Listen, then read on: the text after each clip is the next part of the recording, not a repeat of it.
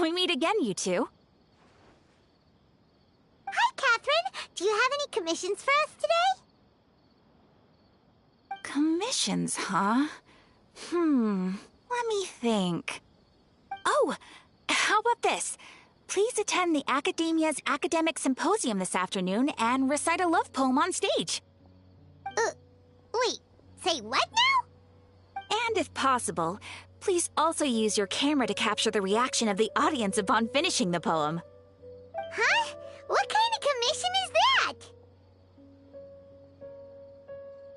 I see. It appears that you're not interested in this commission. In that case, please go to Port Ormos and convince the Eremites there to spend some time volunteering at the local orphanage. Hey, that's not any better. I'm sure the mercenaries will have some interesting reactions as well.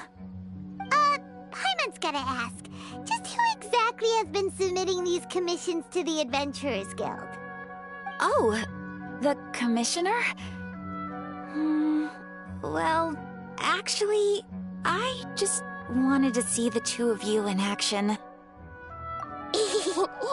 Was it so obvious? I was hoping you would actually take one of those commissions. That kind of chance to observe humans doesn't come by often. Ah, so it's Nahida. Paimon just knew Catherine wouldn't crack those kinds of jokes. When did you get into her head? From when she said, "Ad astra ad asask."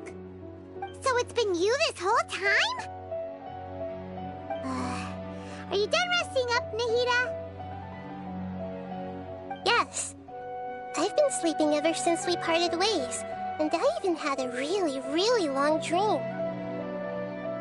It was another dream about the Sabzeruz festival, except it was a happy one. In my dream, I was sitting in the middle of a flower terrace, and everyone in Sumeru City was holding hands as they danced in circles around me. They danced round and round, and everyone looked really happy. I also got to sit on a gigantic flower carriage. Ferris, the Knight of Flowers, raised me really, really high above the ground, and I was throwing an endless amount of Yalda candies at the children. You know, Nahida, maybe your dream is how the Sabzeruz festival really should be. It's meant to be a joyous time where everyone gets together to celebrate your birthday. Huh? Wasn't I describing a really happy dream? Why are you both looking at me like that? Wait, could this be an example of the emotion known as pity? No, we aren't pitying you. That would only make everything worse. We just don't want you to feel too sad. By the way, have you had a chance to visit Dunyarzad? How's she doing? The Homianis haven't allowed any visitors after the festival, so we haven't been able to check on her. Yes, I paid her a visit right after I woke up. She was resting at the time. Her condition is stabilized. However, since Elazar is a manifestation of the withering on the human body, we can only cure it by finding a way to take care of Irminsul's own withering. But for the moment, our top focus should still be figuring out what the sages are up to and what they're planning. Right. Who knows what'll happen if they manage to pull off another scheme like the Samsara of the Sabzeruz festival? So our first priority should be investigating and putting a stop to the sages' activities. As for how we should pull that off, let's discuss it somewhere else.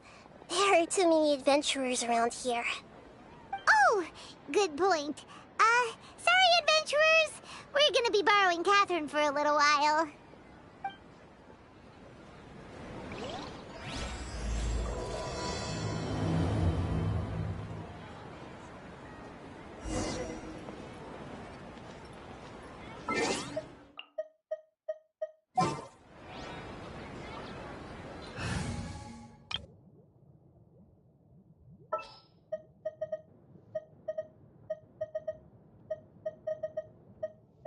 This world is full of unsolved mysteries.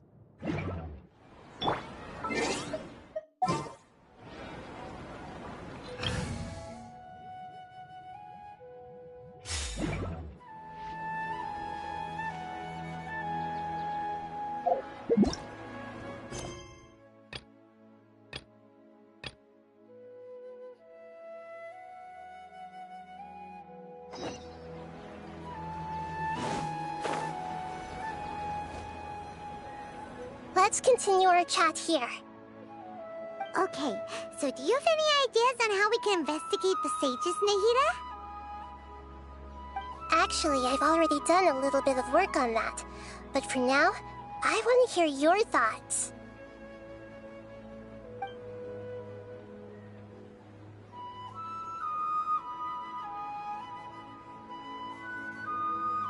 I've already tried that, but all the key members of the Academia, even the core of 30 guards, intentionally avoid wearing their Akasha terminals. It seems that from the very beginning, they've been guarding against info leaks from the Akasha.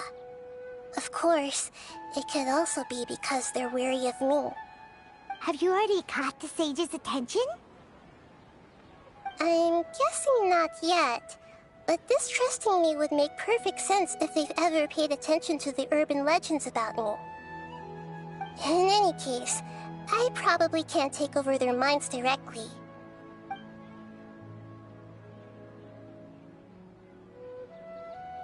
No way, that's too risky. You mean it'd be too easy to get caught? No, it's not that. We shouldn't involve innocent students in this. A single mistake could completely ruin their lives.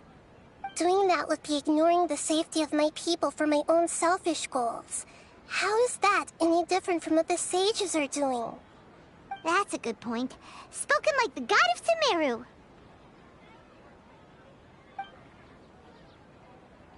We're in the dark as of now. Since we still don't know anything about their goals, any rash move could tip them off and lead to terrible consequences. After all, every person in Sumeru City is one of their hostages. Are we really out of ideas? Nahida, you're super smart, so you already have something in mind, right? Don't keep us in suspense. Spill the beans already.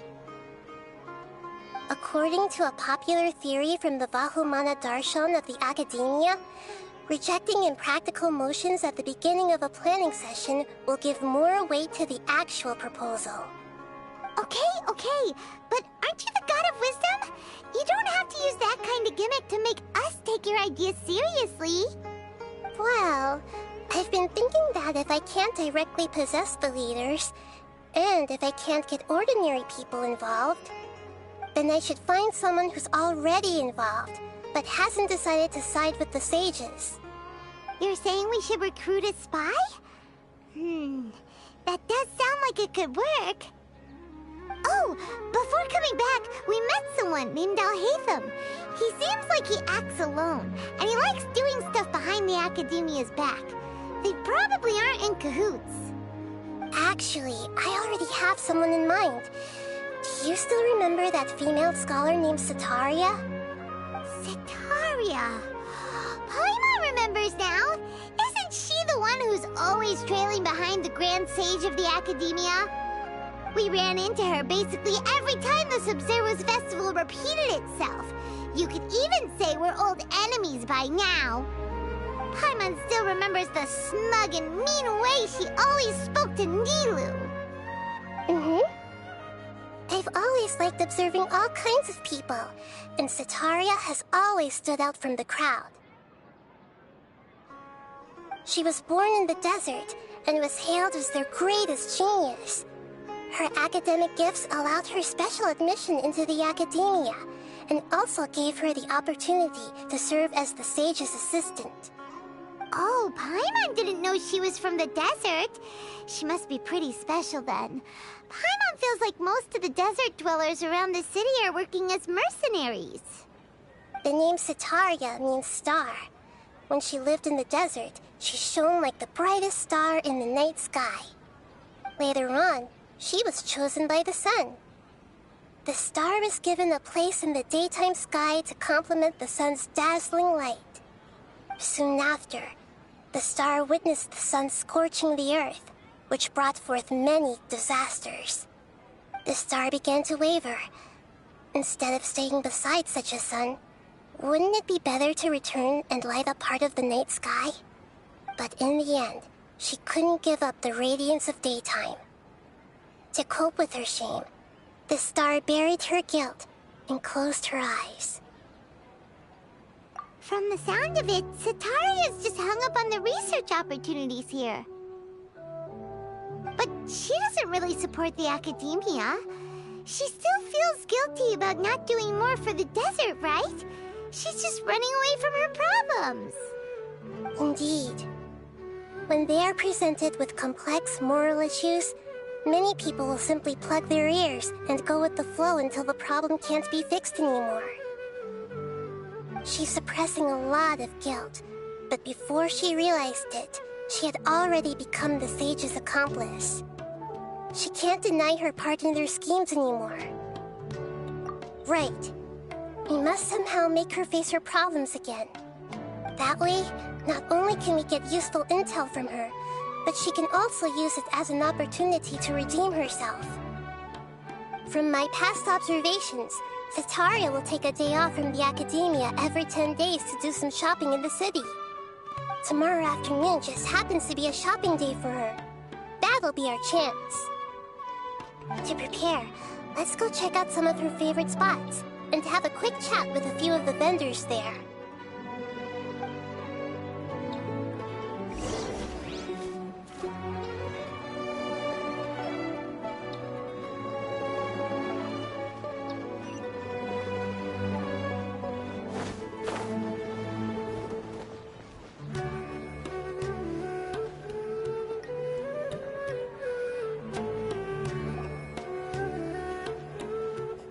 This should be Sataria's favorite fortune-telling spot. So should we ask the fortune teller about Sataria? No, I already have enough information on Sataria. The most important thing now is for you to pay attention to the vendor's talking style and key characteristics. Talking style and key characteristics? My poor lost lambs. Have you become troubled over your fates? The divine voice of wisdom often echoes between mine ears. If thou be blessed today by the gods, I may be able to show you the way. Huh? Really? Nahida, you've been whispering things to her? Shh. My friend here has some doubts regarding his future. Can we get a fortune reading for him? Of course, of course. In that case...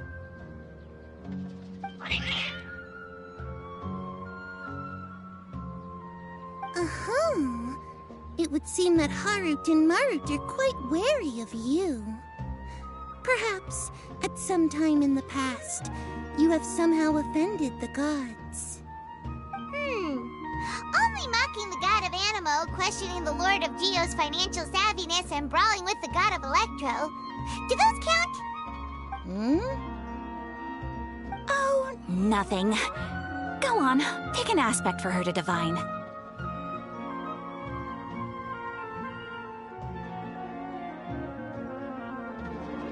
Health prospects. No problem at all.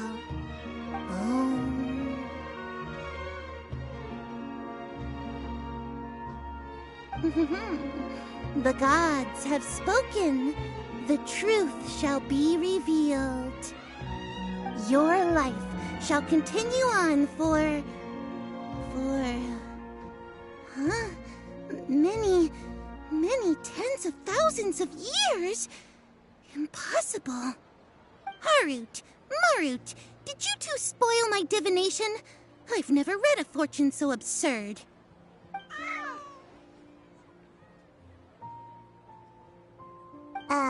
Actually, Paimon thinks this is probably the most accurate fortune-telling you've ever done. I admit that the orientation of today's celestial matrix is, suboptimal. As such, there will be no charge. Is that so? Well, that can't be helped. If you were to bring some food offerings for Harut and Marut on your next visit, perhaps they could help you reverse the wheels of fate.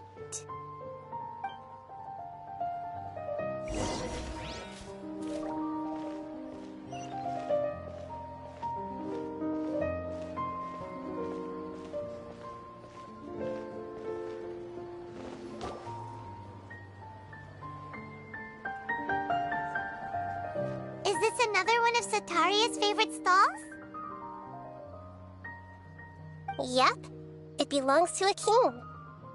His father helped Sataria a lot when she first moved to Samari City, so she still comes by whenever she has time. When I start talking with him, listen carefully to the details of our conversation. Ah, dear customers! Would you like to look at some pottery? We caught wind of your great craftsmanship, so we specifically came to take a look. Oh, I recognize you. Aren't you Miss Catherine from the Adventurers Guild? Sounds like I'm in for some big business. Speaking of, where did you learn this trade?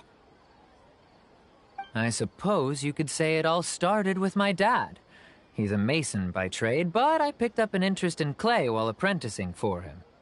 After that, I began making pottery by myself in secret, and I simply changed trades when my works turned out well.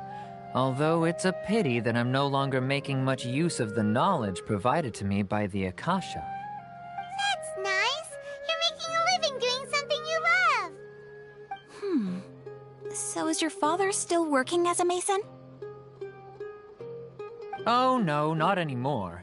A few years back, he fell from a roof and broke his leg.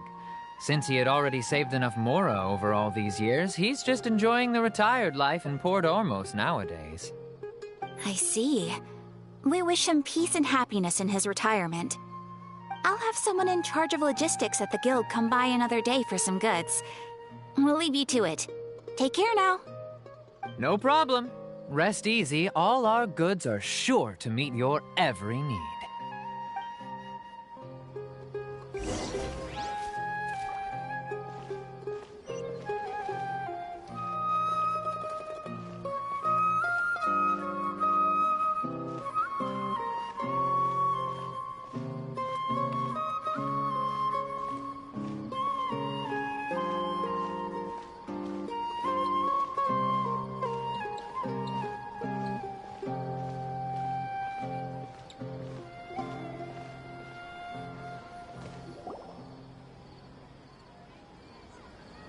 This should be our final stop. Sataria's always thinking of this restaurant when she's working at the academia, so she always comes by whenever she's out in the city. Nahida, you've really thought of everything. It's my duty to protect Samari's citizens, after all. Hi there. I feel like I've seen you down by the docks before. Huh? Sorry, I don't quite remember. If I recall, you were having a discussion with someone about shipbuilding at the time. Ah, that's right! I've always been really interested in feats of marine engineering. After all, I grew up in Liyue Harbor and spent my entire childhood staring at the ships going in and out of the port. I came to Sumeru to study, but failed to make it into the academia due to my lack of talent. But I'm still discussing all kinds of problems with different scholars, and I'm continuing to study and perform research from the restaurant's basement. I'm sure I'll get into the academia after their next round of exams.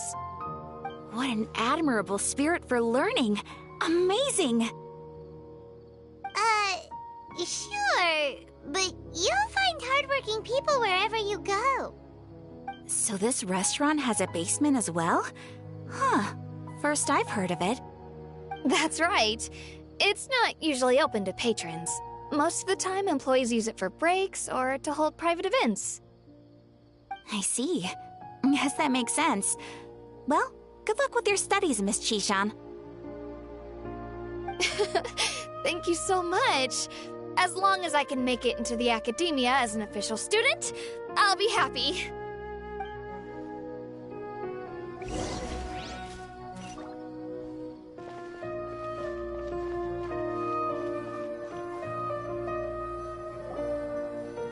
So, was that everybody? Mm-hmm. 3 familiar faces should be enough for Sataria. What's the point of all the information we've collected? Nahida, you still haven't told us how you're planning to make Sataria face her problems. Sataria is already used to avoiding her problems, so we must find a way to break through her usual sensibilities. I remember that you mentioned that the Eremites in Port Ormos are all making a fuss about the upcoming resurrection of the Scarlet King. Although it's all just a boatload of nonsense, the fate of her homeland may turn out to be Sataria's soft spot. Oh, Paimon gets it now! You want to take advantage of the guilt Sataria feels about her homeland. Although she knows she should return home to help the people of the desert, all she's done is conspire with the sages. So how do we set that up? Well, the Scarlet King is long gone, and Sataria is also too smart to fall for any simple tricks. If we simply engaged her under the guise of the Scarlet King's believers, she would definitely be wary of us, and we may not get anywhere. But if we were to borrow some of her close acquaintances to talk with her, her reaction would probably be very different. So, you mean you're going to possess those people we just talked to? Yep. Possess them through the Akasha. Imply that they've already converted to the faith of the Scarlet King, and then convey our made-up will of the Scarlet King. As long as everything goes smoothly, we'll get through to Sataria for sure. She'll never guess that we had anything to do with it. Ah, so that's how you're going to use all the info we collected on these people. It's so that you won't slip up and break form. Possessing them will only work if you can manage to pass off as them. Exactly. So, best of luck with impersonating them. Huh? Best of luck? But we don't know how to possess anyone. That's no problem at all. I'll just share all their senses with you once I've possessed them. As long as you're also wearing an Akasha terminal, the effect will basically be as if you've possessed them yourself. Huh. That is pretty convenient. But why does he have to do this? Can't you do it yourself? Although I've been observing humans for a while, I've never been good at imitating them. You're not wrong. It's always been painfully obvious whenever you try to pass as Catherine. If it was at all possible, I would have preferred to leave these people alone. But seeing how things are now, I probably should just accept it and push on. Yeah, don't beat yourself up over it.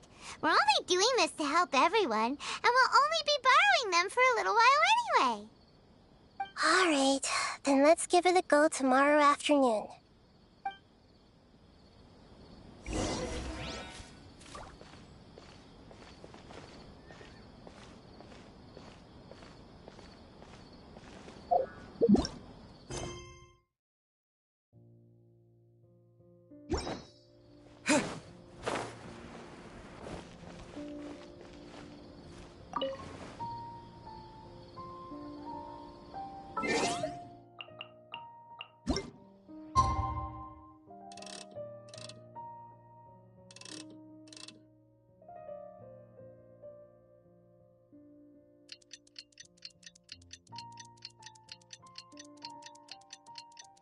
There are so many local specialties.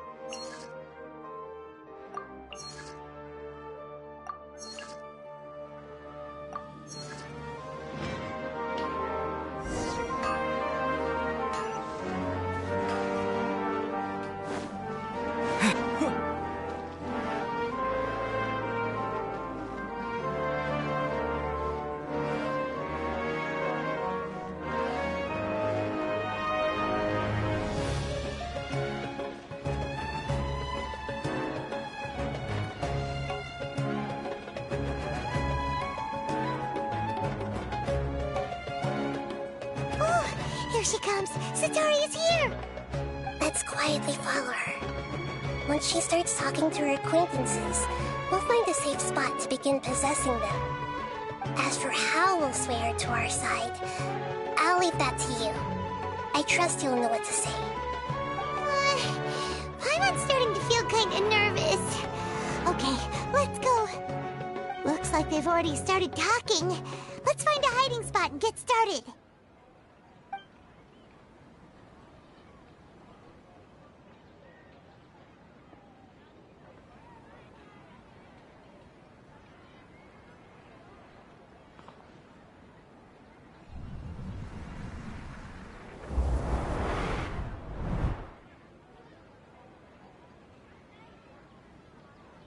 That's right. You really can't force anything when it comes to love. And besides, everyone around me has a very different background and outlook. Are you still listening to me, Nabia? Oh, of course I'm listening. You were talking about troubles with your love life, right? I heard everything you said. Okay then.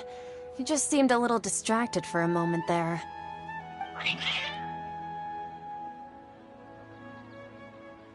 Strange. Your cats seem pretty worked up. Is something wrong? I always thought they were quiet, happy kitties. Oh, what are their names again?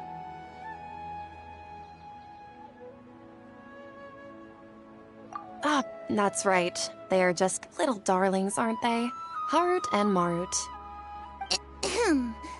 So, which fortune do you want me to read for you today? You must have come for another echo of the divine voice of wisdom. I'd like to get another reading on my love prospects, but to be perfectly honest with you, I feel like I've been a real mess recently. A mess?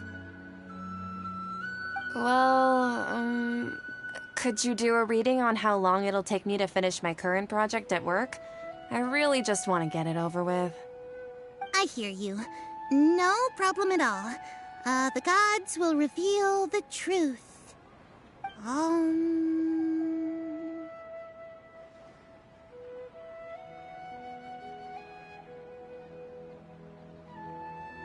The gods are asking, Setaria, why haven't you gone home?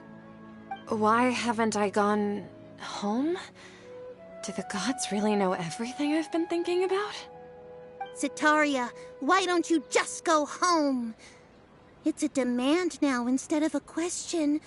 The gods seem to be truly upset.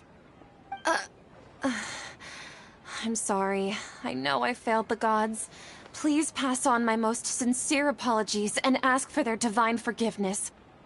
And if I may ask, Nabia, is there a specific god who's speaking to you right now?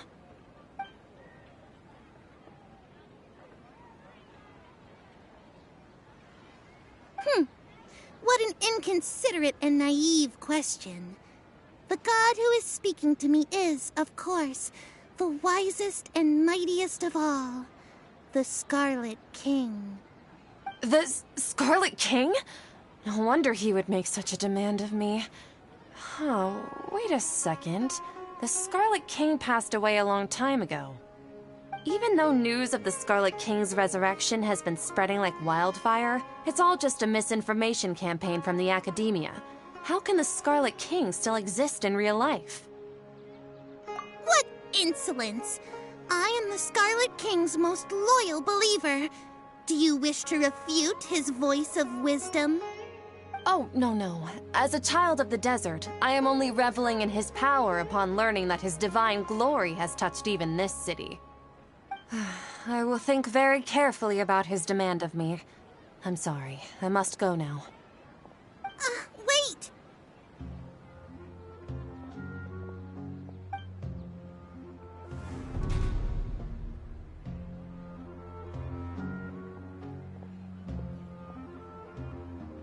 Oh, she just ran off in a hurry.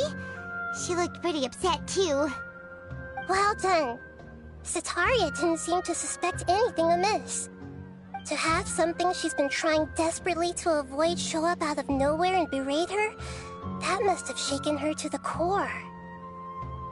Aw, Nahida, it seems like you understand human emotions really well after all. All I know are some abstract Harvard-taught theories. In any case, my time with you has shown a lot of them to be utterly useless. I'm still trying to make sense of everything. Anyway, enough of that. Let's hurry and catch up to Sataria. He's out of Keem's now, right on cue. Let's get ready to possess him right away!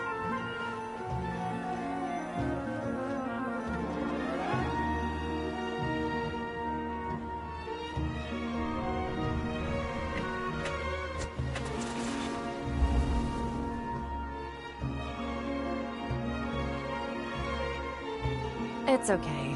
I just got caught up in something. Oh, actually, didn't you ask me to help you look for work? What kind of work were you looking for again? Oh, right. Your old man's craft. How could I forget? Speaking of, how's he doing? Is he feeling any better?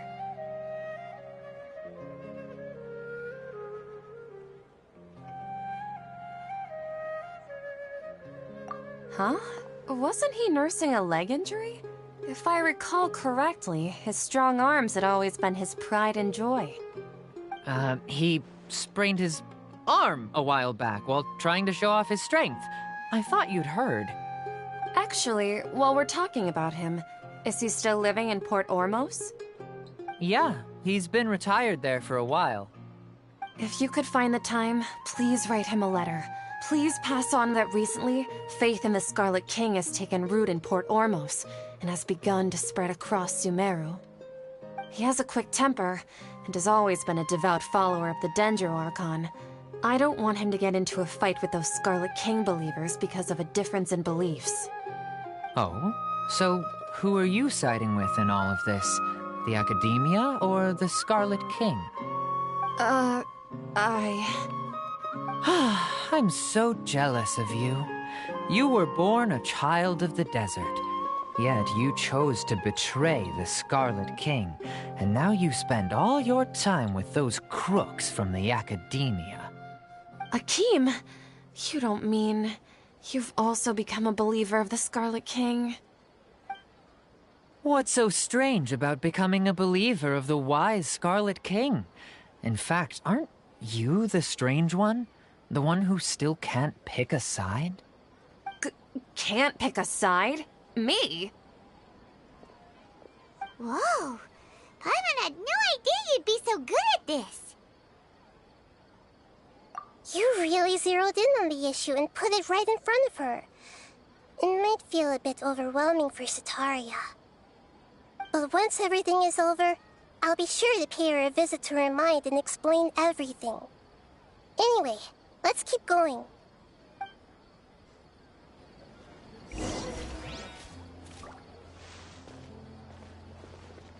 Come on! Sataria's already started talking with Shishan!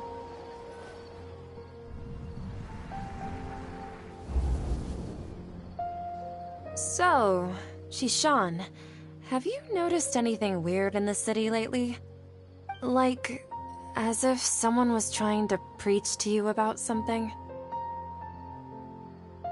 Oh, right. Speaking of strange things, I celebrated the Sub-Zerus festival so many times that I lost count. That was really weird. Wait, how could you be aware of that? That should be impossible. Nothing in the report indicated anything like that. Are you still failing to realize that the Academia's lowly tricks could never deceive all of Sumeru's citizens? Shishan, don't tell me that you've converted to the Scarlet King as well! What an absurd question. You make it sound like I should be ashamed for becoming a believer of the Scarlet King. In reality, shouldn't you be the one who is ashamed? You, who works side by side with the Academia and treated people as nothing more than experimental subjects? Please, please stop! Even now, Sataria's still trying to run from her problems. She can no longer justify everything to herself. Hey, she's trying to talk to the guards! What should we do? This is the most important part of all. Quick, get ready. Mercenary, you're a member of the Corps of 30, correct? Please help me pass a message to the Matcha right away. The situation in the city is getting out of control. Please, try to remain calm, miss. Tell me what's happening in the city. Heretics are infiltrating the city, and they've already converted many residents to their side. Heretics? What kind of heresy are you talking about? The Scarlet King! Many people I know have suddenly started believing in him, but he's long dead. It's impossible. Miss Sataria, nothing is impossible. You know my name? The Scarlet King is immortal, and all who defy him will one day pay the price. You must face the truth, Sataria. You tread a treacherous path, and the longer you ignore it, the tighter the Academia's grasp on you will become, and the deeper you will be ensnared. Child of the Scarlet King, never forget that the desert that belongs to you lies elsewhere.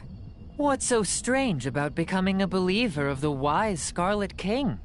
In fact, aren't you the strange one? The one who still can't pick a side? What an absurd question. You make it sound like I should be ashamed for becoming a believer of the Scarlet King. Sataria, why haven't you gone home?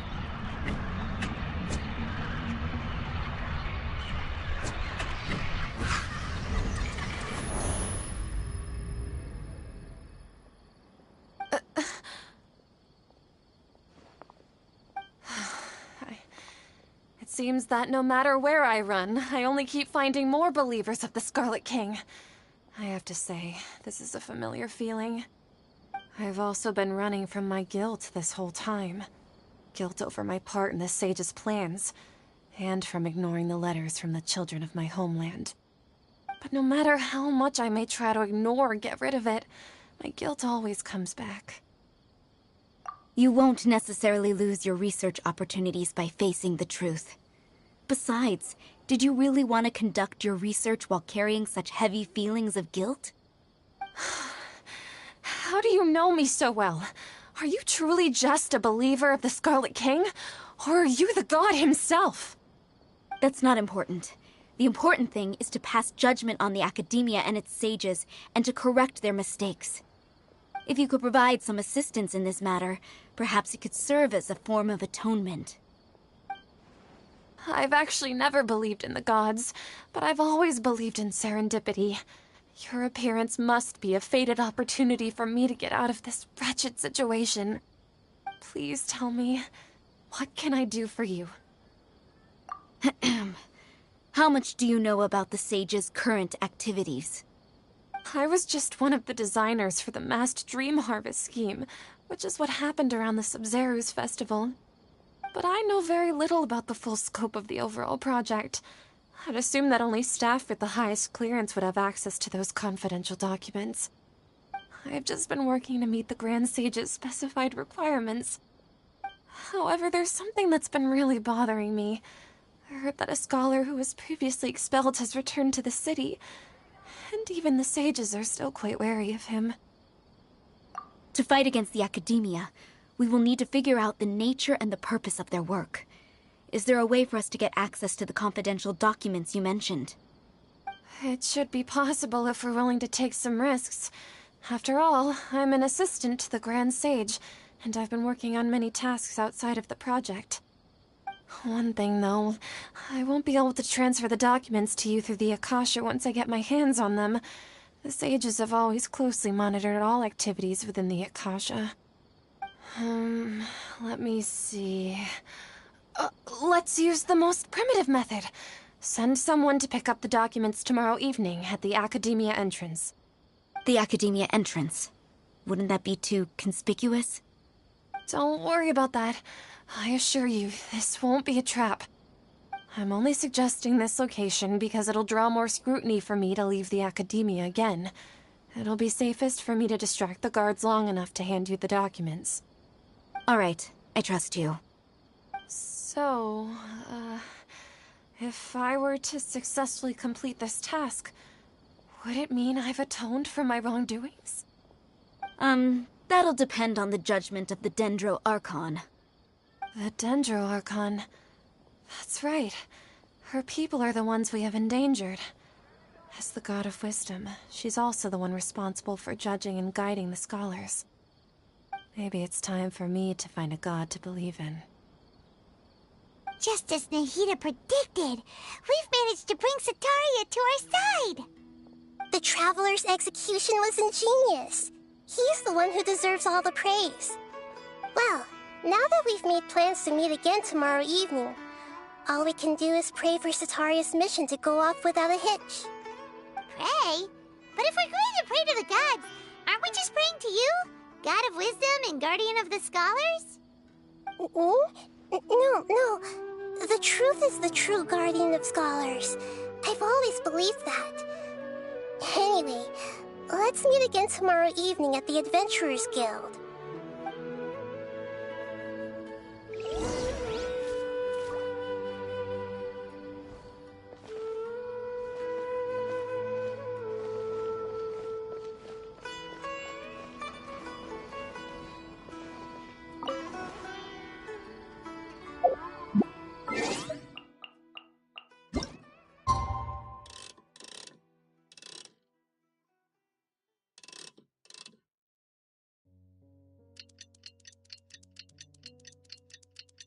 There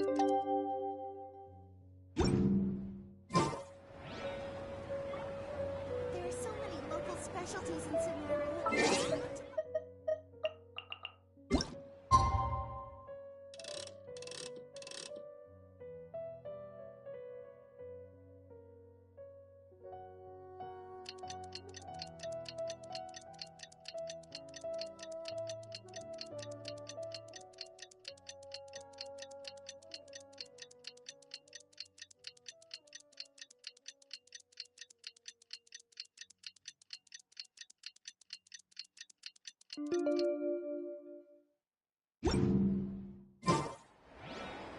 Don't you remember your adventure plans, my lady?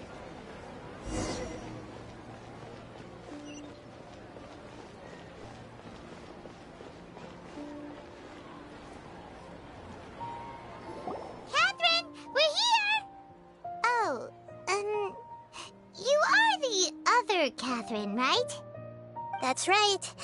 I suppose I'm the other Catherine in your mind. Shh! We're on a secret mission tonight, so we need to protect Catherine's identity. Yep, Paimon's right. We cannot fully rule out the chance that the meetup tonight is just a trap. If something were to happen, my existence may be the only trump card we'll be able to play. After all, the Academia should still be unable to confirm the existence of my consciousness in the outside world. Yep, exactly, just what Paimon was thinking. Anyway, enough about that. Let's just make sure to be on our guard. Off? What do you feel is off? It's the middle of the night.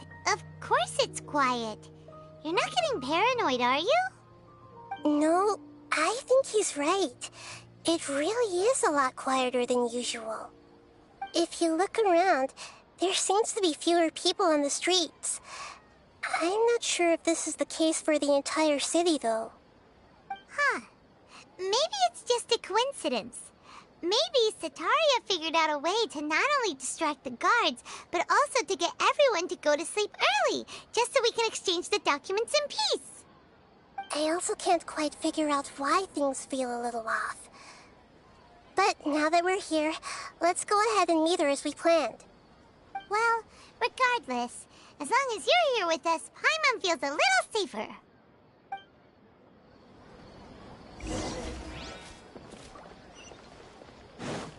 Huh.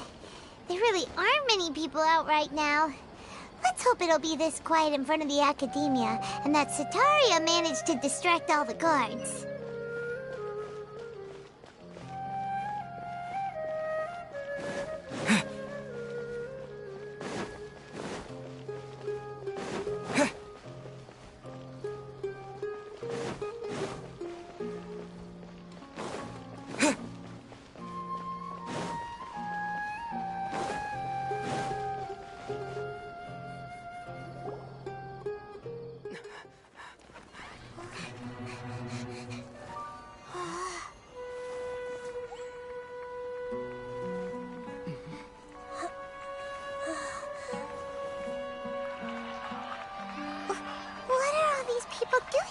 at this hour of the night.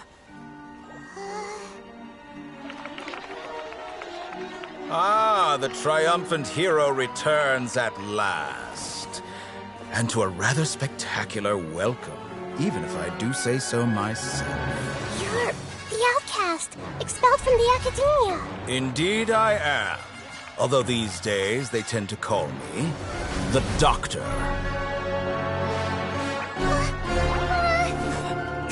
If you're looking for your researcher friend, she has already been taken into confinement.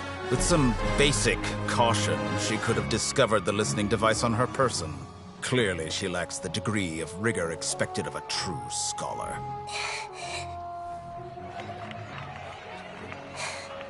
The people of Sumeru City. What have you done to them? I simply made some minor adjustments to their Akasha terminals. Now they can deposit information directly into the subconscious. As you can see, all these lovely people now believe this traveler is a hero who has just saved the world. My experiment is a success. And now it seems they can no longer hold back their sheer adoration. Oh no! What should we do? These are all just regular people! Leave now. You need to get out of here. But that guy's a Fatui Harbinger! We can't just leave you here! Nor can I abandon the people of Sumeru!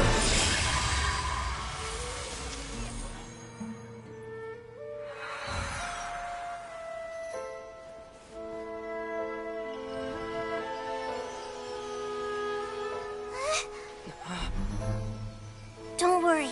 We'll meet again outside of the city.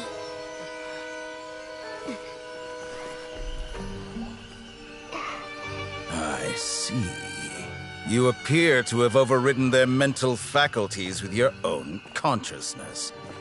To possess such a powerful mind, you must be the god of wisdom.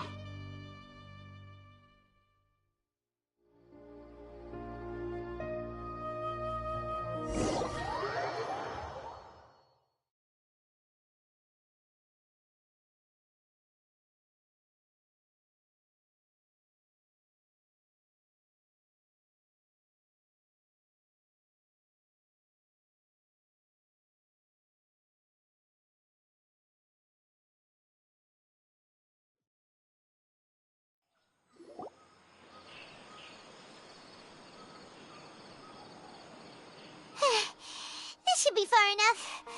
Whew. Paimon needs to catch her breath first. Is Nahida going to be okay? We only made it out because of her. Paimon wasn't counting on running into a new Harbinger here, let alone such a high-ranking one. That guy was number 2. So scary. He called himself the Doctor. Remember, Tainari told us about him. Sataria did say that someone who once got expelled from the academia came back recently. And that even the sages are wary of him. Yep, sounds like she must have been talking about the Doctor. Yeah, now that the Doctor's in the picture, we're no longer just dealing with the academia. They're in cahoots with the Fatui. But what are the Fatui after this time? Another Gnosis? Yeah, things would be a lot easier with Nahida's help. Nahida said we'll meet again outside of the city. But we can't just keep waiting around, right? You mean... Oh, right! Wasn't he invited by the sages to work on some project when we were staying with him in the Vidia forest? That has to be the same project. Even though he turned it down at the time, he might still know something. There's no time to lose. Let's go to Gandharvaville.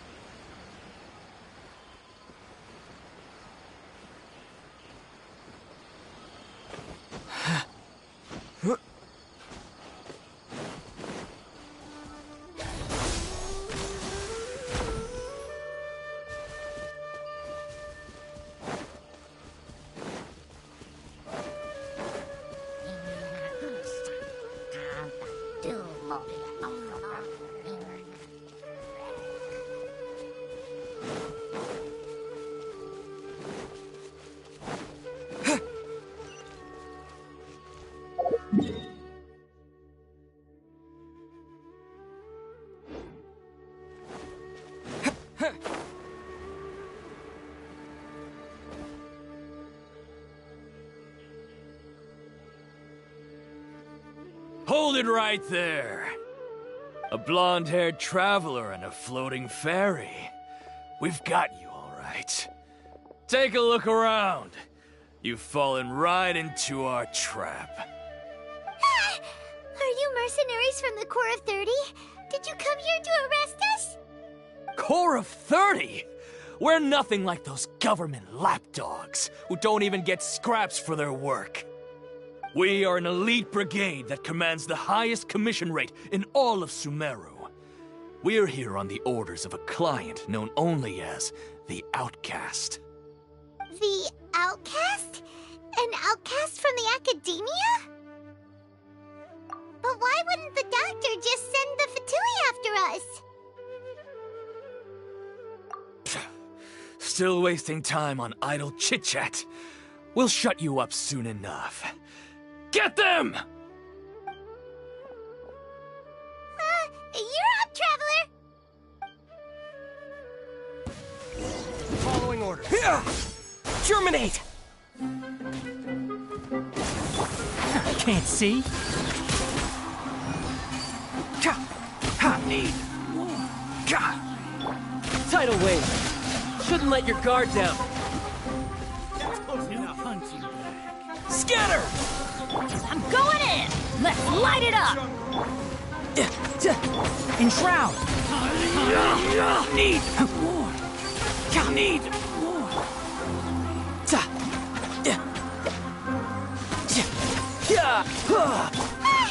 It isn't over yet! Here comes reinforcements! Form at the forest! Take that! Need. You're mine! No tricks up your sleeve!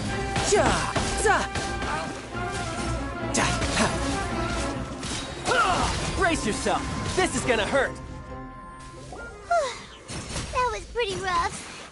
Is that what elite mercenaries are like? Yeah, looks like we'll have to keep our guards up. But this doctor guy seems like a pretty tough opponent.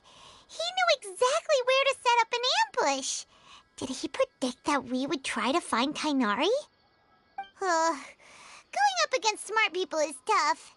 Anyway, let's keep going.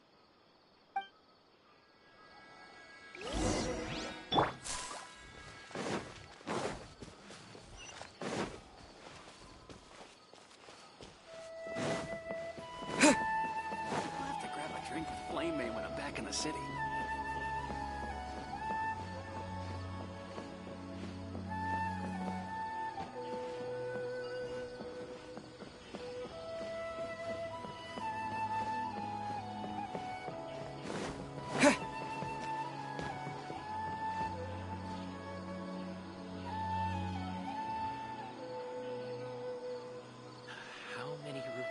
Mushrooms do I need to sell before Oh, it's the Traveler and Paimon. What are you two doing back here? Kale! It's nice to see you again. Are you doing all right? To be honest, I'm not doing too well. My Elazar has been progressing at a faster rate lately. I'm finding it harder to complete more intricate tasks. As a result, Master Tainari is taking me off the patrol schedule. He will only allow me to stay here and coordinate other people's tasks. Oh, Kale. Speaking of Tainari, did he go off on patrol? We're here to talk to him. Oh, Master Tainari? You just left the Avidia Forest a little while ago. He was headed to Party's DI. Huh? He left? What? Isn't Tainari always saying that he never wants to leave the Avidia Forest? He even turned down the Sage's invitation. I thought it was weird too. Master Tainari always prioritizes his work as a forest watcher above everything. He almost never leaves his post. He left in a... No, I only found out that he left through a message he left behind. He also made sure to delegate all his tasks using a schedule. To leave in such a hurry? I'd guess he had something urgent to take care of. Master Tainari originally studied in the Amorta Darshan of the Academia. and Pardis Di is something like the Amorta's research base. Many rare shrubs and grasses have been planted there for research. I know that before he became a forest watcher, Master Tainari once spent a long time conducting research at Pardis Di. A research base, huh?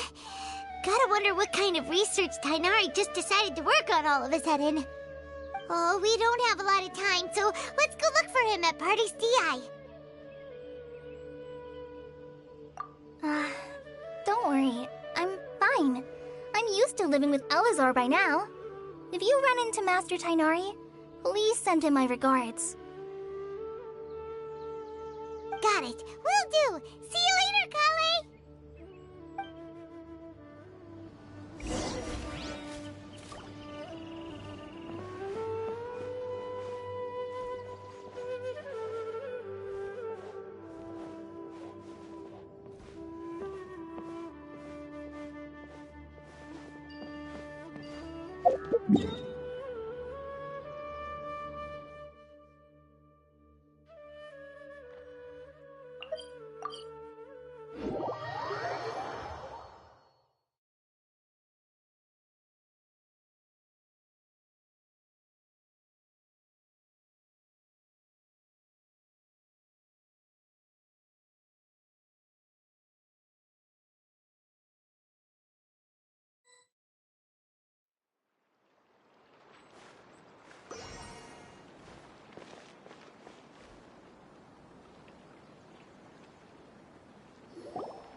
Wait! Look who it is! Thank goodness you're okay. We were so worried about you. Hey! This was supposed to be a touching reunion, but you're ruining the moment! Actually, it's very smart of the Traveler to be wary of me right now. After all, the Doctor has shown that his technology can apparently even control human minds. Plus, it's not like you could have known what happened after we split up and I was facing the Doctor by myself. Even a pool of stagnant water after a torrential storm can occasionally pass as a patch of sky. Paimon feels like only the real Nahida could come up with such an obscure analogy. Huh? But I wasn't trying to win your trust or anything. All I wanted was to clarify my point. Well, we understand that point now. Please, Nahida, tell us more about what happened. Are those poor people all right? When you left, I was still in the middle of restoring everyone's minds. Thankfully, when the Doctor mentioned depositing information into the subconscious, he didn't mean engraving information into their minds. Instead, he did something closer to creating hallucinations. That was still within my power to fix. Luckily, I managed to finish my restorations and mind jump away from him just as he was about to capture me. Whew. What a relief. The Doctor sure pulled out some hidden cards, but good thing we had Nahida with us. I wouldn't be relieved just yet. I gave away my true identity when I restored everyone's minds, which means we've lost another one of our trump cards. Also, the Doctor is already an expert at modifying Akasha terminals. Maybe it's only a matter of time until he captures my consciousness inside the Akasha. Would that mean you'd no longer be able to jump between minds? Then how do we stop him? He's still at the Academia, so it's possible he already started messing with the Akasha. Ugh, it feels like he's toying with us. What a nasty piece of work. Plus, the Doctor's combat ability alone is apparently enough to make him worthy of being number 2 of the Fatui. We shouldn't give up hope just yet. Let's try to find another way to attack this problem. Actually, Nahida, how did you know we were trying to get to Pardis Di? Have you been waiting for us? Yes, I have. I can see the Traveler's elemental energy, so I deduced your destination by looking at the direction you were moving in. You didn't come here for sightseeing, right? Did you find any leads? We're looking for a scholar we know. His name is Tainari, and the sages once tried to reach out to him. Why don't you come inside with us and see what we can find? Okay, let's just hope we won't get him into trouble.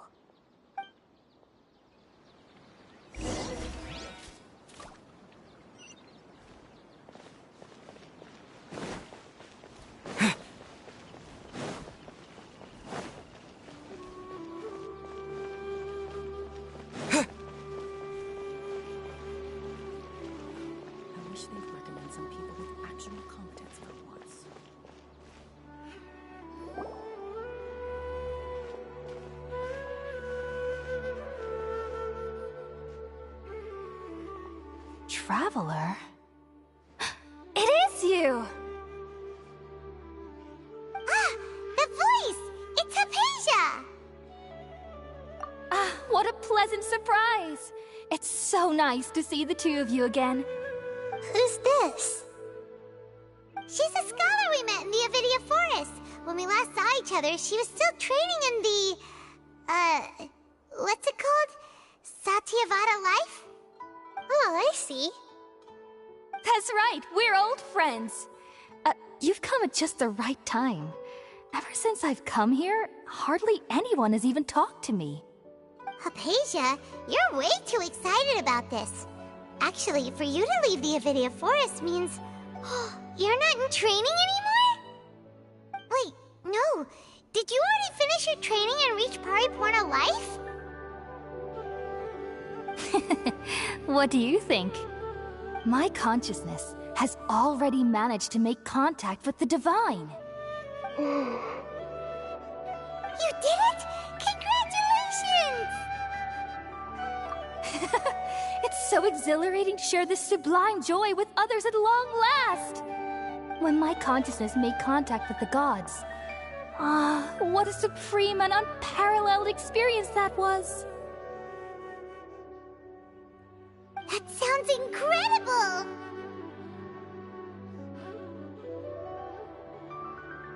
Oh, all right. Actually, please wait. I haven't forgotten my promise to you. Remember? I promised to help you understand what you saw from Irminsul once I gained deeper insights. My current self has not only gained true insight, but I can even help you establish a direct connection to the consciousness of the divine. You can do that? I've never heard of anything like that, but if you want to give it a try, I'll do my best to protect your consciousness during the process. Hold on. I brought some spirit borneal with me. This is still a crucial part of the ceremony. We're using that incense again? All right now. Hold my hand. I'll help you establish a pathway to connect your consciousness. Okay. Ready?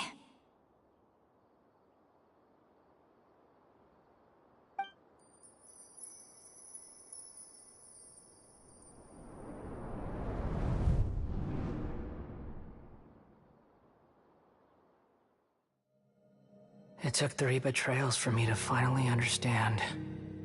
The world is just an elaborate tapestry of lies. My fury will never be quelled.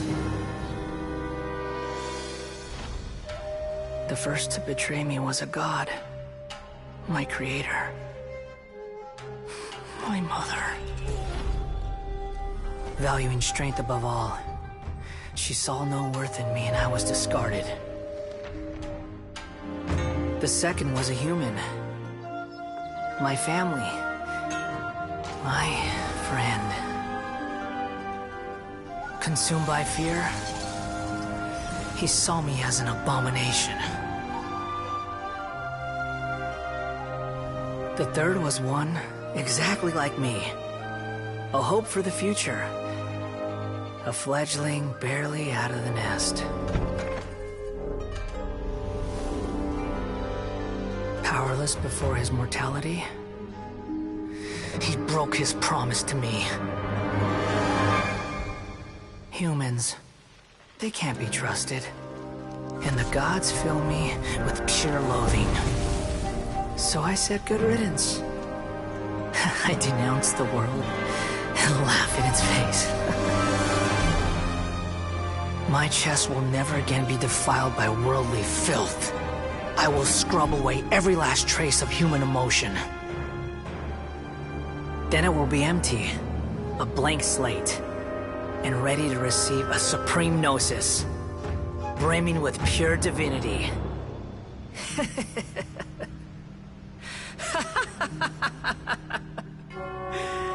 There is no need to fear. The pain will be brief. Your era is coming to an end.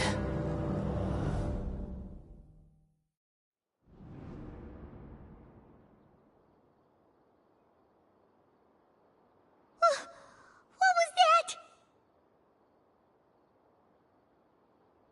Did we actually just see the Balladier's memories? Everything matches what we know about him. But how is he connected to the divine consciousness that Hypatia was talking about? You saw it, right? You felt it, right? Such a majestic god!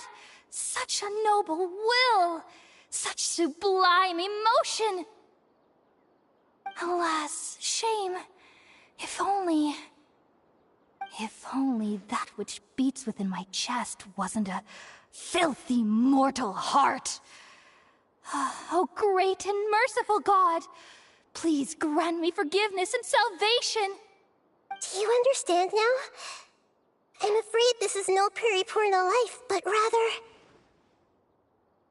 Ah! You! Why are you so mean to me? Why is everyone hiding from me? I found divine wisdom. Shouldn't I receive praise and honor? Haven't I uncovered that light in the darkness? Hypatia? That's how I always thought everything should be. Wait. Have I already lost my mind?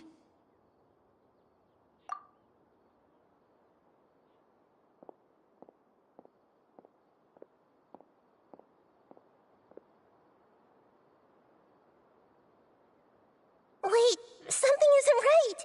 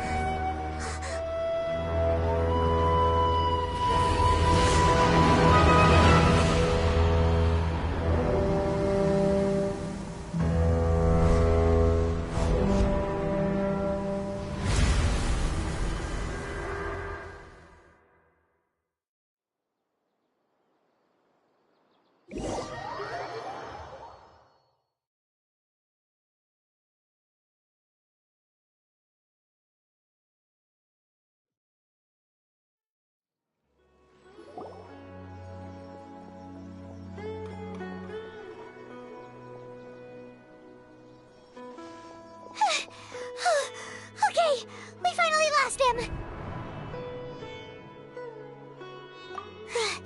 Are you okay, Nahida? Wait, no. Something feels different. You're back! Oh, the Traveler's back? Nahida was controlling your body for a while. It seemed like she jumped over to you as an emergency measure right before the Catherine puppet was destroyed. After that, Kainari heard the commotion and came over. He helped us defeat the mercenaries and then he ran with us all the way here. What? You swapped places? You mean your consciousness also went into Nahida's body? Wait, then where is Nahida's consciousness? Where is she now? I never imagined that an individual's consciousness could be transferred around like this. Had I not seen it with my own eyes, I would have never believed it. I don't think this can be achieved with current human technology. Also, while we were running, the consciousness in your body told me to pass on a message. She said, "The doctor has found a way to trap my consciousness. so I can't journey with you anymore. But even in a moonless night, a shower of starlight can still drown out illusions and lies. Oh no! Nahida's trapped in the sanctuary of Surasthana for good this time! Was that message all she left for us? It's pretty vague. Oh, that makes sense! Since the doctor captured her, she won't be able to say anything without him knowing! She's being extra careful. Even in a moonless night, a shower of starlight can still drown out illusions and lies. Huh. Paimon knows the moon illusions and lies are from the alchemical divination at the Sub-Zeru's festival. Didn't Nahida use a starlight analogy before? It had something to do with Sataria. Oh, that makes a lot of sense. Huh. Do you think Nahida was telling us to go find help in the desert? But she isn't with us anymore. Think we'll be okay? Paimon, you said Sanctuary of Surasthana. Does this mean that this Nahida you're talking about, the consciousness who is occupying the traveler's body, is the Dendro Archon? Your guess is correct, but the situation's a bit complicated, so it's really hard for us to explain right now. That's all right. A scholar's curiosity doesn't need to be appeased right away. As for the complicated nature of the situation, safe to say I have witnessed that for myself. I've spent some time with you, and it looks like the Dendro Archon's also on your side, so I trust you. Thank you, Tainari. Oh, actually, we came here to ask you a question. What do you know about the project that the sages have been working on? Ah, that. While I was indeed invited to join that project, the sages were always secretive about its scope and goals, so I eventually declined. All I know is that that project has something to do with the restoration of Irminsul. Huh? Did you see something when you were in Nahida's body? What? Do you have any evidence?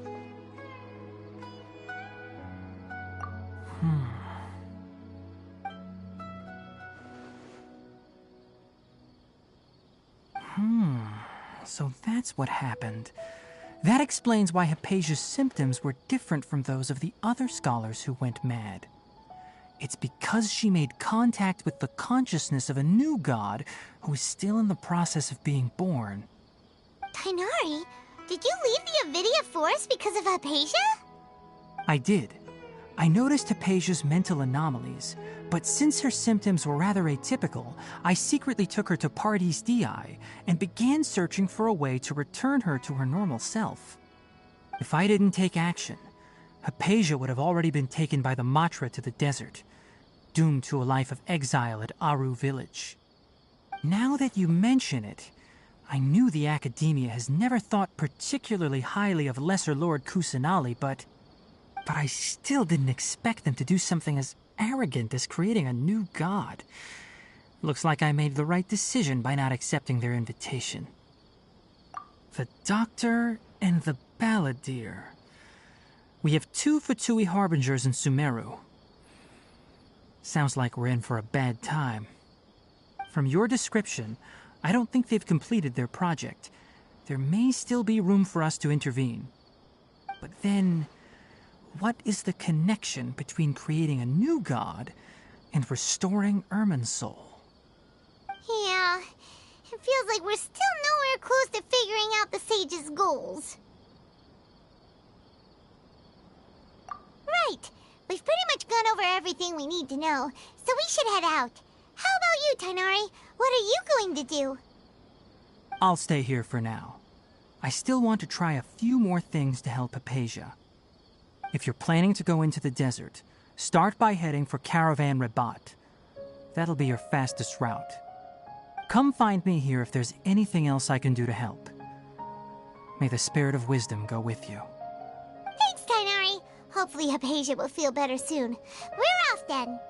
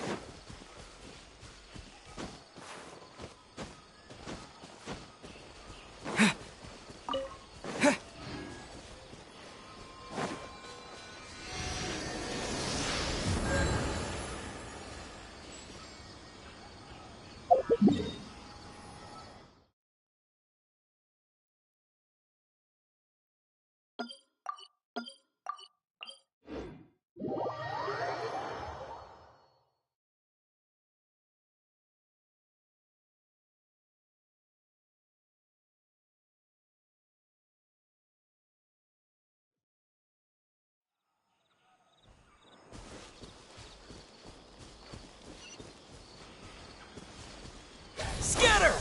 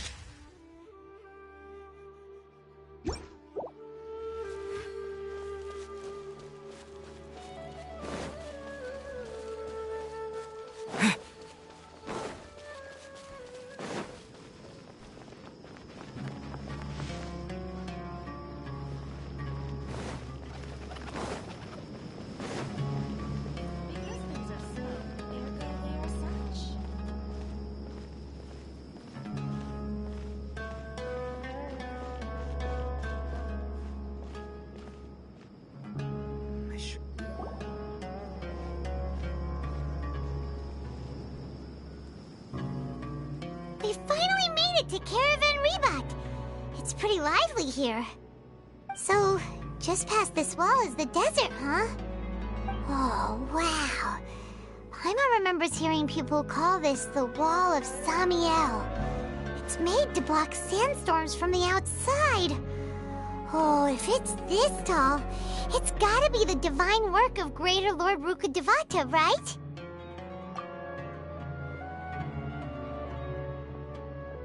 Enough gawking. Come on, follow me. Huh? Over here.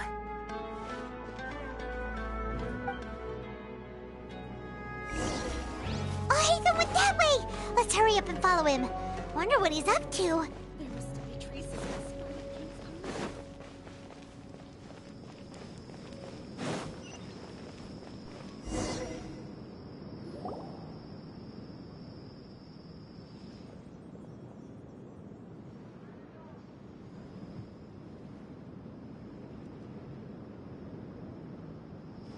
What the... Where did he go? How did we lose them? They were just here a second ago. More Aramite mercenaries? Who are they working for this time? Anyway, Traveler, it seems like we were being followed again. You were too careless. You should have noticed those hopeless amateurs trailing you a long time ago.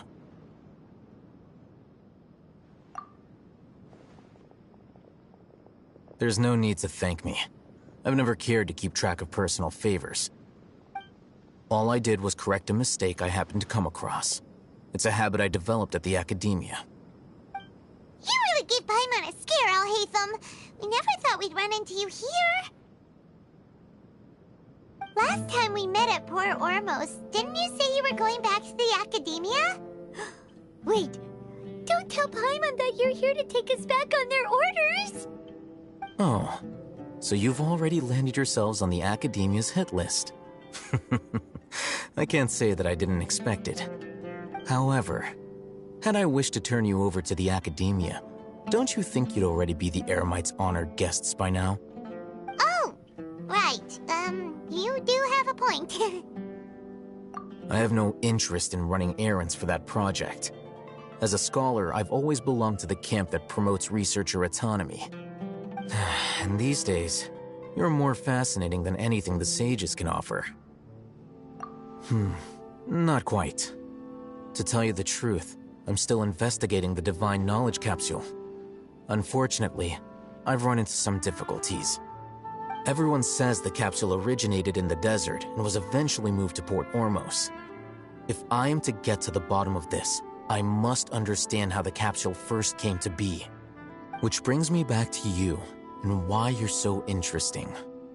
The leader of Ain al-Ahmar used the divine knowledge capsule right in front of you, and upon seeing him, your expression became perplexed, and you were lost in thought for quite some time. To have that kind of reaction, I think you must have realized something. Are you interested at all in sharing what you've been hiding from me?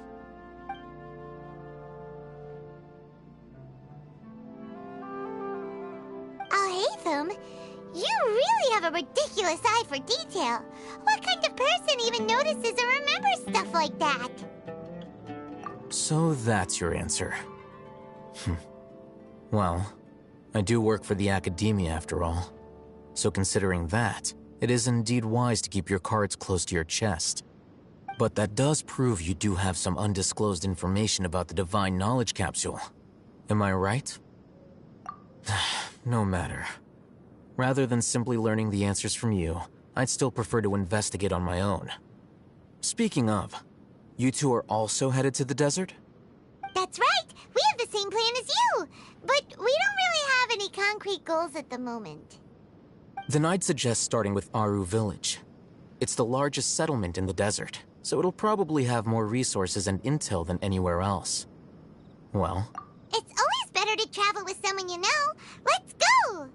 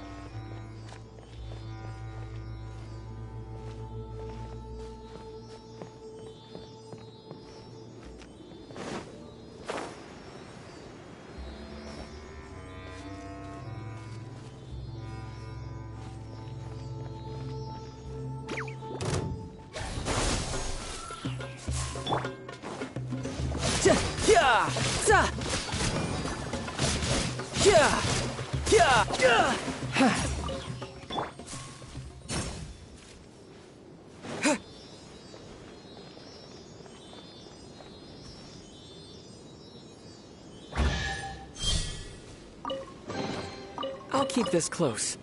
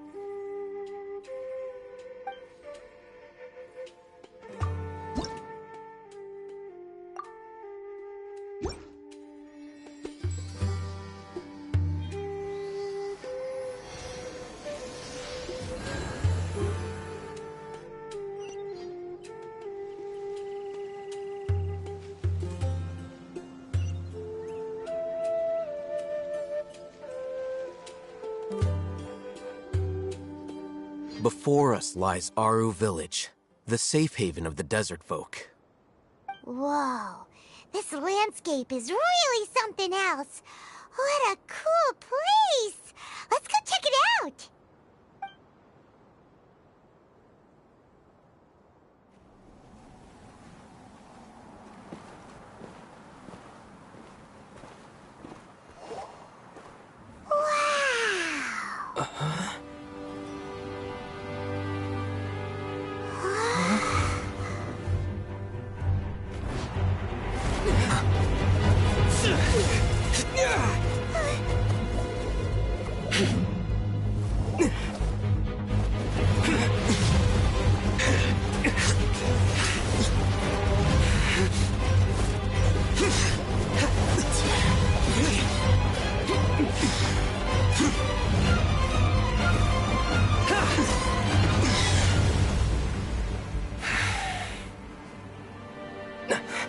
Sino.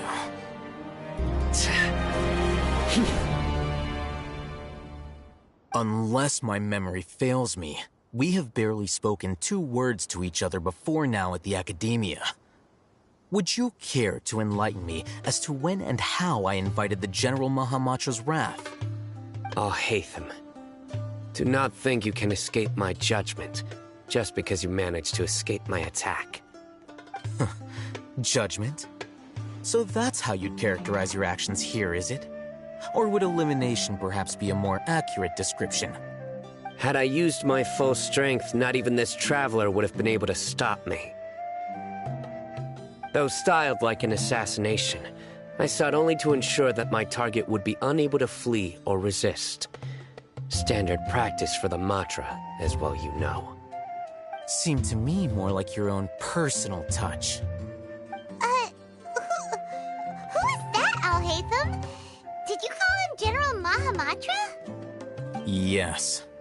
General Mahamatra Sino, head of all the Matra at the Academia. He's a formidable hunter, and the ultimate nightmare for any who have committed academic crimes. You seem to have placed a lot of trust in Alhaitham, to the point of blocking an attack for him. If I were you, I'd never choose to side with him. I wouldn't believe a single word that comes out of his mouth. I have been pursuing this scribe for a long time. I urge you, stand back and do not seek to defend him any longer. Otherwise, there will be consequences. Has Alhaitham done something wrong? Paimon doesn't think he's as bad as you've made him out to be. I won't waste my breath explaining things. Alhaitham, I saw it during our fight. Take it out. The divine knowledge capsule you're hiding on your person. Unless you want me to retrieve it for myself. Very perceptive of you. Nothing escapes a Matra's senses. Wait, the divine knowledge capsule?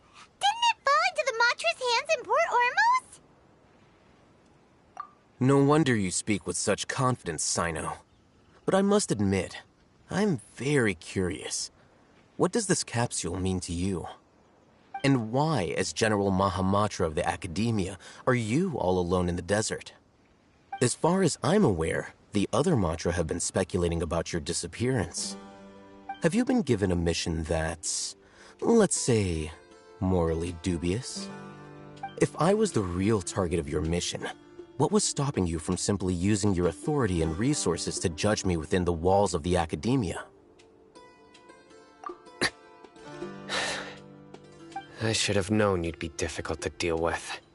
You two? Ugh! What you would do, Traveler? Paimon feels like we can't trust either of them! Ahem. Well, look at you two, acting all tough and self-righteous over there. Wait, Dia?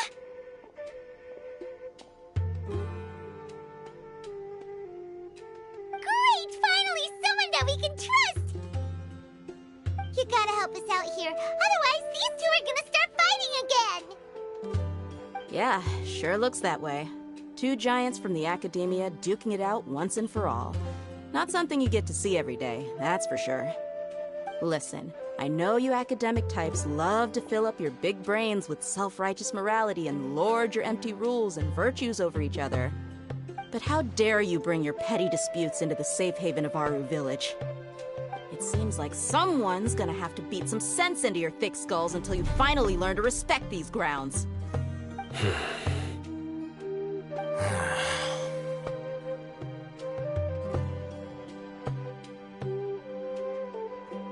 Hey, did either of you hear a word I just said?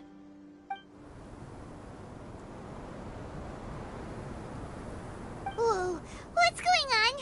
The wind's so strong. Is this a sandstorm? Paimon's gonna get blown away! Another sandstorm? What's up with these recently? Hey! All of you, over here, quickly! We have to take cover! Someone's calling for us! Oh, this wind is too strong! Let's get over there! That sounded like Candace.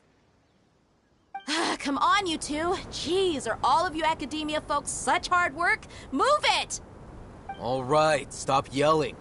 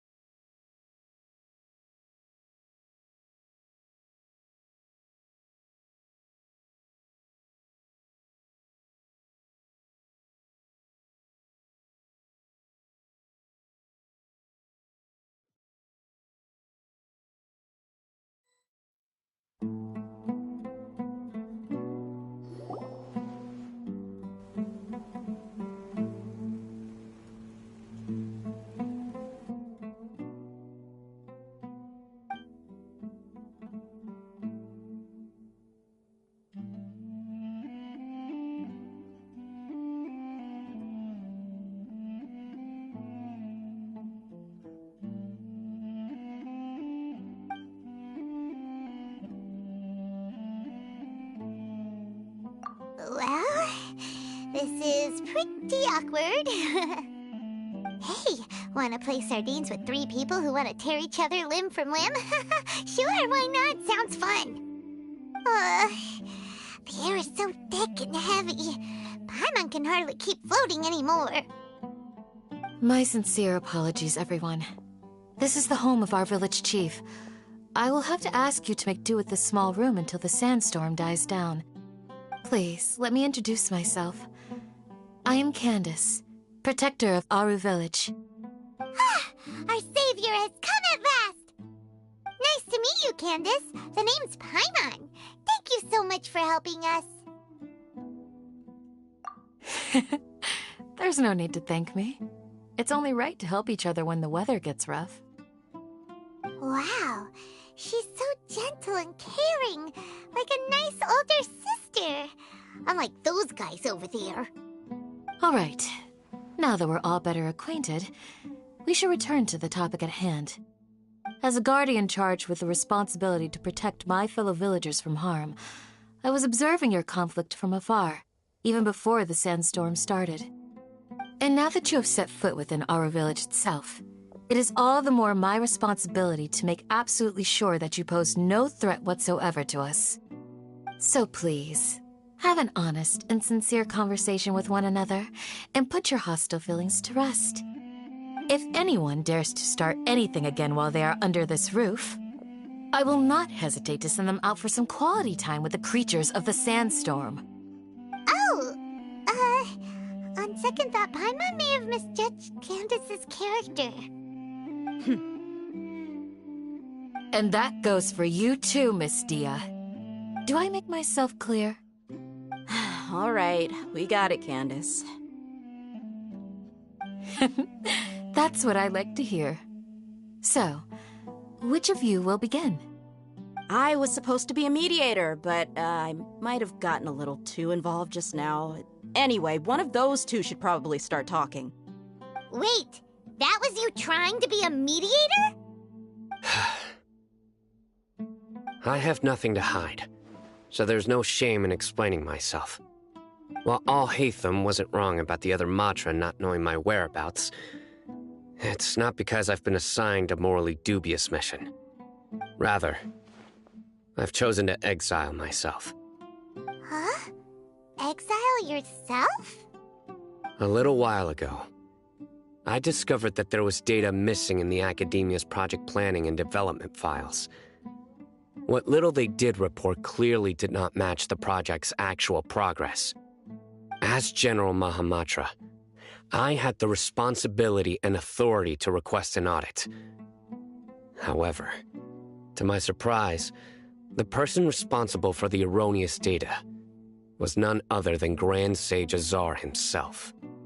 I tried to investigate the issue myself before submitting a formal audit request, but I soon found that all leads and potential pieces of incriminating evidence were carefully concealed from me. I began to realize that they were cautious of me from the very beginning. Unsurprisingly, the Grand Sage rejected my audit request as soon as the submission reached his desk. He even said to me, "The power of the General Mahamatra is granted by the sages. You have no right to judge us." So they really are up to no good. I realized then that to the Grand Sage, the Matra are nothing more than tools for the sages to assert and maintain their control over knowledge. The vows that we took, the principles that we strive to uphold, they are meaningless to the academia of today. I believed it would be wise to flee the academia before the sages had a chance to take action against me. This way, they can no longer see nor predict my actions. I will never give up on this investigation.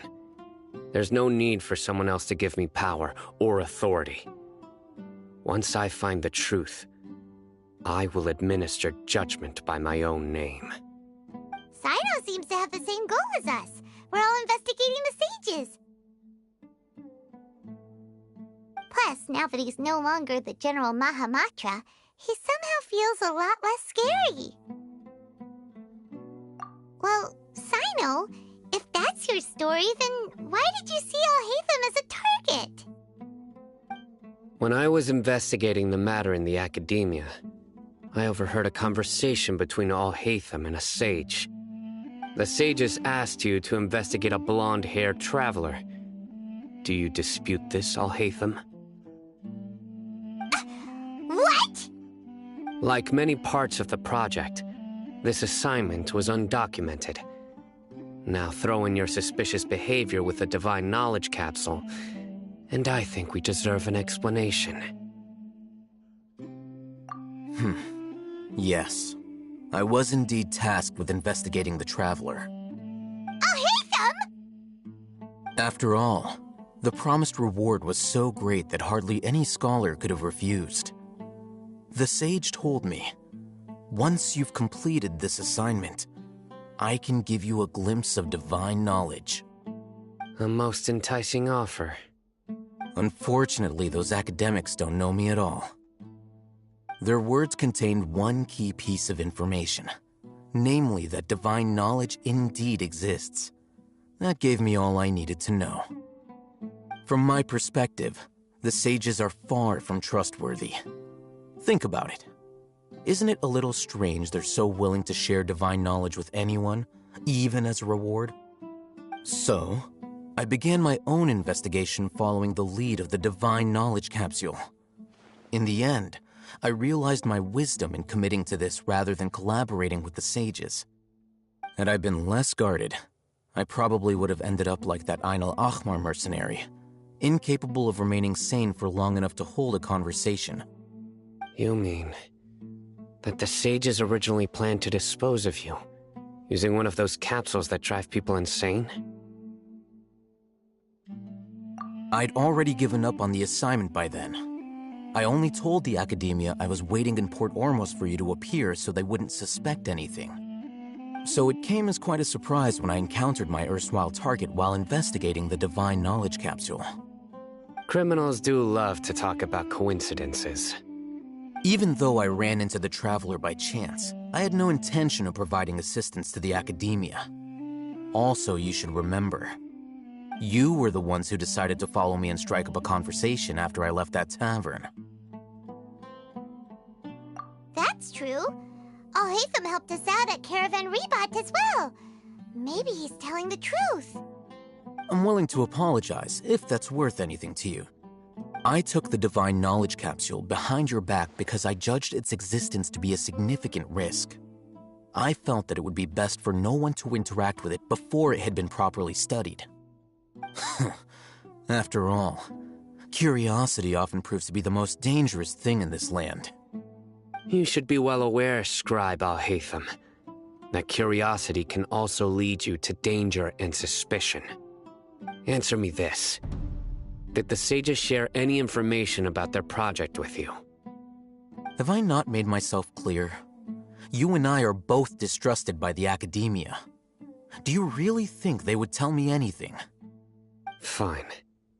Although you haven't completely proven your innocence, I won't regard you as an enemy, for now. As you wish. Mm-hmm. Good. I'm glad to see you two clearing up your misunderstandings. And now you, Dia. I believe it's your turn. Oh, sorry. Whatever the boys were talking about must have been so boring that I spaced out. My situation is pretty straightforward. My employer, Dunyarzad of the Homayani family, is friends with the Traveler and is currently recovering from her illness at home. I had nothing going on, so I decided to return to Aru village for a visit. I was actually looking forward to a pretty exciting time getting back together with everyone here. But then I saw these two random guys in the middle of a pointless argument. It ticked me off, and things went downhill from there. Is that all? Well, I will admit that definitely sounds like your style. In that case, welcome back, Dia. That's more like it.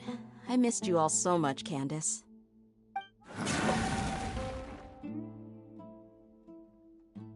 Whoa! What was that sound? No need to worry. Now that you're no longer at each other's throats, please make yourselves at home. I'll take a quick trip outside to clear out some of those creatures in the sandstorm. Creatures? In the sandstorm? Are you sure you don't want some backup? Fighting in a sandstorm is not for the faint-hearted.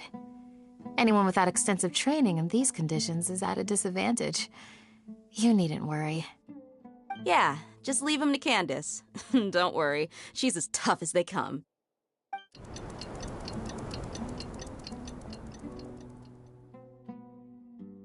The wind's died down. That means the sandstorm's over, right? Candace still isn't back yet, though. Is she alright? Maybe we should go out and check on her. When you put it that way, even I'm starting to feel a little worried. All right, let's go. We've been here long enough, and the boys are as chatty as the floor.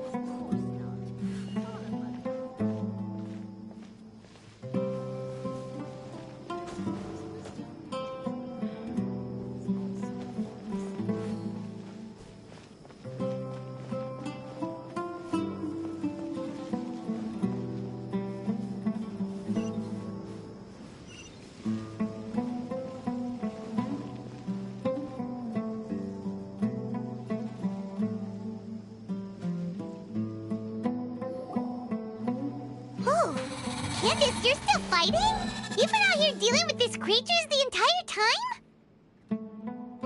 Yes. They just keep coming in waves.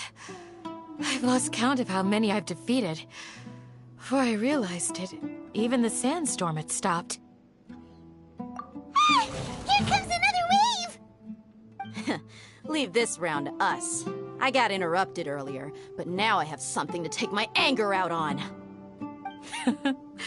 It's been quite a while since I've seen the Flame Mane in action. I'll leave these to you then. I'll be sure to put on a good show. Let's go!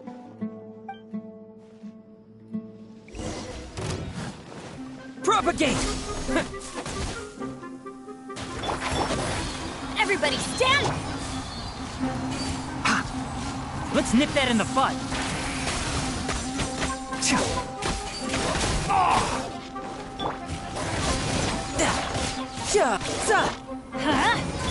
Scatter!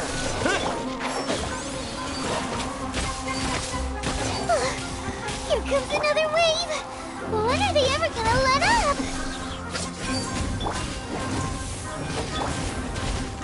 Oh, what a drag! Can't see?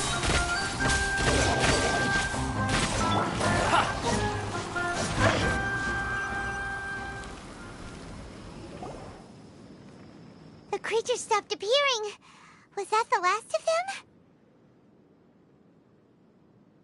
What we fought just now was probably the aftermath of the sandstorm. So we should be safe for the time being. Well fought, everyone. No injuries, I hope. Huh? Who are you? Ah, my apologies. I haven't had a chance to greet you yet. I had my hands full taking care of the village's elderly and children. I am the chief of Aru village. Everyone usually calls me Uncle Anpu. Sir, I am also originally from the desert, but I have not been back for some time now. May I ask if such sandstorms are common? I can't say they've always been common, but recently the storms have become increasingly severe and frequent. Besides sandstorms, we also occasionally get earthquakes. According to an investigator who stayed in the village a while ago, these unusual natural phenomena are related to the withering of Irminsul. Another effect of Irminsul's withering. So, Irminsul's withering causes withering zones in the forest, and sandstorms and earthquakes here in the desert? Everything in the natural world is inextricably connected to Irminsul. These regional symptoms can indeed be a reflection of Irminsul's present state. Everyone in Aru village needs to take good care of themselves. Speaking of which, why haven't I seen a single village keeper since I got here? Village keeper? Who are they? Village guards like Candace? Does your curiosity know no bounds? Village Keeper is how Aru village refers to mad scholars exiled here by the academia. Most of them are scholars who lost their sanity after a period of training in the Avidia forest. The academia believes that their crazed mutterings may have a negative effect on the psyches of other scholars. So, they're forcibly exiled to the desert. Though if you ask me, it's all a boatload of nonsense. Alas, that's exactly what we've been trying to investigate. One by one, the village keepers have been mysteriously disappearing without a trace. But no one in the village has ever seen them leave. If you're planning to stay around the village for the next few days, I'd appreciate it if you could keep an eye out for them. I've had encounters with those people in the past. I'll see what I can do to help. The Matra are the ones responsible for their exile. Now that you're no longer with them, are you trying to alleviate your guilt and atone for your past sins? I'm fascinated by how you think. Mock me if you will, but if you are guilty, I will eliminate you, regardless of my position or identity. Oh, you're the former General Mahamatra. You must be an expert in these kinds of investigations. Thank you for your help. Is it because you're reminded of Hypatia? Oh, these poor scholars. First they lose their sanity, now this! We need to help get them back home, safe and sound. But, is it really a good idea to tag along with Sino? You seem like you really don't trust him. I'll be grateful for the assistance. No doubt you will do a better job than some of my former subordinates. Let's start by finding a spot to share what we know so far.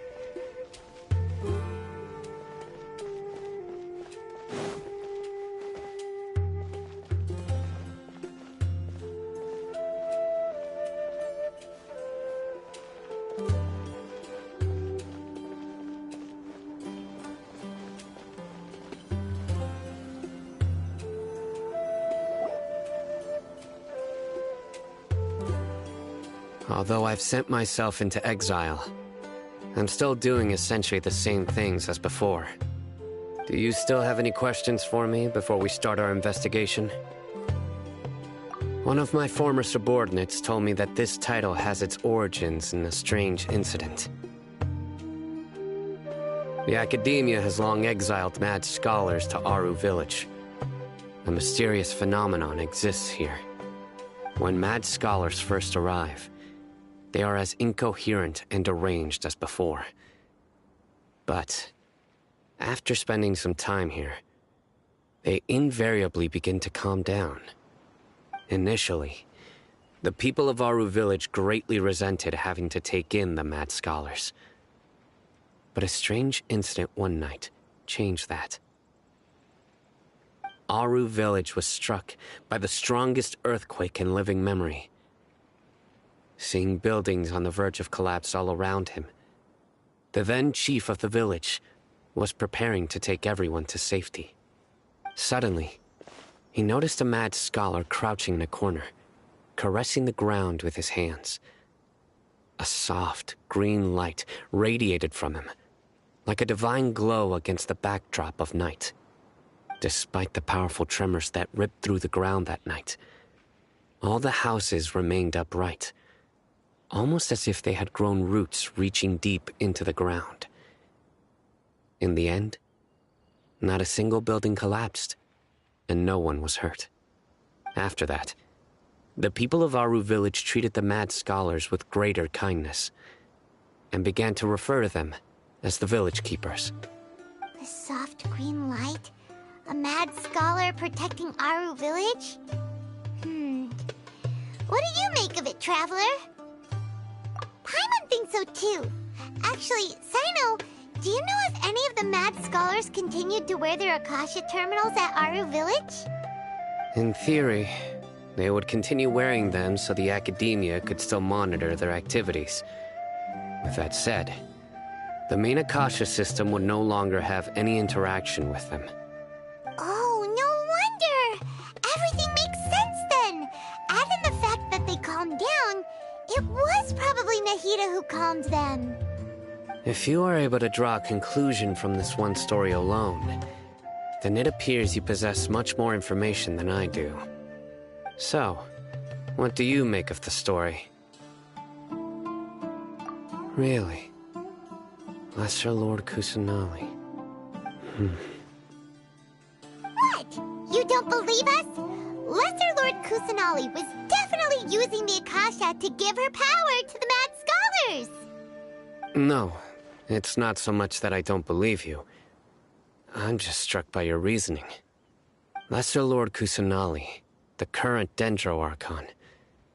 Is she really active in Sumeru? The Academia has always placed far greater importance on the late Greater Lord Rukkhadevata. They've more or less ignored Lesser Lord Kusanali, and I've never had any reason to doubt their views. In addition, I've never heard any stories about Lesser Lord Kusanali and her deeds.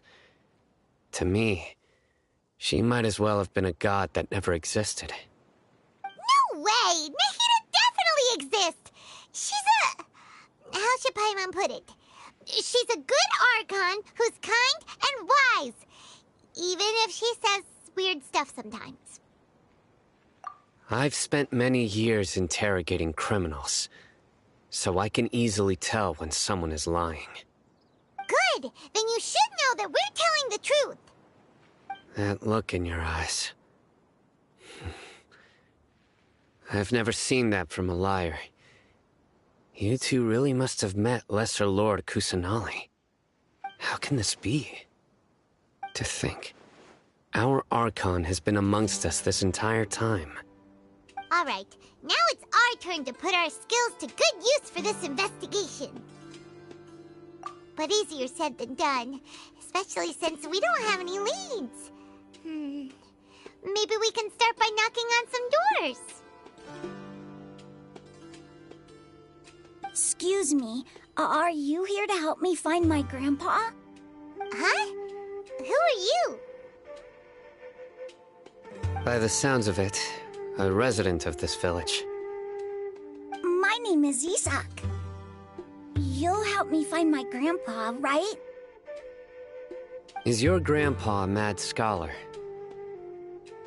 Hey, don't say that. Grandpa is just Grandpa. Why do you have to call him that? It's not like he's a bad person or anything. The person you're referring to is not a local, yet you are. Why do you call him Grandpa? Grandpa is just Grandpa. He's my family. I heard everything you said to the village chief. Please, you gotta take me with you. I want to find my grandpa. I swear I'll help. I won't be a nuisance. Ah, so you're the one who was eavesdropping on us around the village chief's house. I was planning to go out and take care of whoever it was, but I had a vague feeling that they didn't harbor any ill intent. Whoa. Hatham wasn't kidding about Matra having sharp senses. Sino, he's just a kid. All he wants is to find his grandpa. Let's find a way to help him. Sorry. I was only listening in because I wanted to know where Grandpa went. Honest. If you don't believe me, you can ask Miss Candace.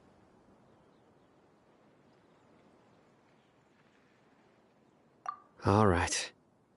But first, let's confirm the facts with Candace.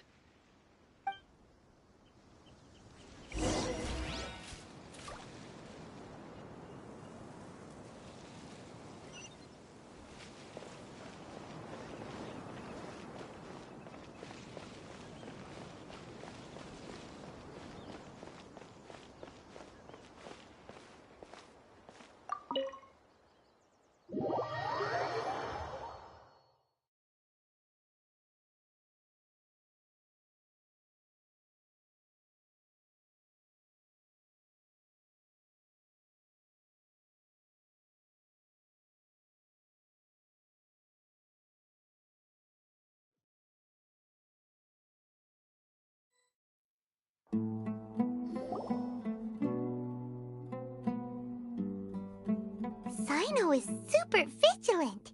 Is this what all the Matra are like? Ah, you're back already. We just wanted to confirm something with you. Do you know a boy by the name of Isak? I had a feeling he'd go looking for you. Huh? You knew this would happen? Yes. Although he tried his best to stay hidden, I still noticed him eavesdropping outside the window. He really wants to get his grandfather back. Isak's parents were both Aramite mercenaries who rarely returned to the village after finding employment in the city. He was raised by his grandfather. Unfortunately, it was only a few years before his grandpa passed away. Isak was still very young at the time, so various families in the village took turns caring for him so he could survive. Later, an elderly mad scholar arrived at the village. Isak thought the scholar bore a striking resemblance to his grandfather, and thus often spied on the man. However, the scholar was unkempt in appearance and incoherent in speech. Although Isak referred to the man as his grandpa, he was afraid and didn't dare to approach him. One summer night, the oft mumbling and bumbling grandpa suddenly calmed down and seemed to become more lucid. He even noticed Isak hiding in the distance. So Grandpa walked up to Isak and patted him on the head. He even took Isak to the entrance of the village, where he patiently taught the boy the names of the stars and accompanied Isak until he fell asleep. The next morning, Isak woke up and wanted to go find his grandpa again, only to realize his grandpa no longer recognized him. However, even so, Grandpa retained his calm expression. It's said that those who saw the scholar claimed he no longer appeared to be crazy, but appeared to be living in his own world, almost as if he were sleepwalking. Isak was thrilled that his grandpa was able to find peace and would follow him all the time, asking him things like, "Grandpa, want me to take you somewhere fun?" Or, "Grandpa, could you tell me stories about the stars again?" All this somehow just makes Paimon feel really sad. It seems like they both deserve so much better. Perhaps. Nearly everyone who lives in the desert has some form of hardship or regret. But even so, we must still continue on with our lives. It's also my reason for fighting. I must continue to protect this land.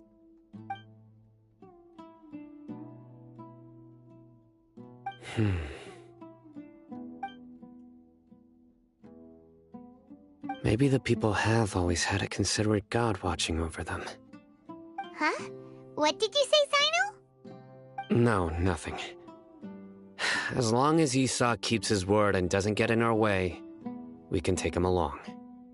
Perhaps you are more compassionate than I gave you credit for. Please accept my thanks on Isak's behalf, Sino.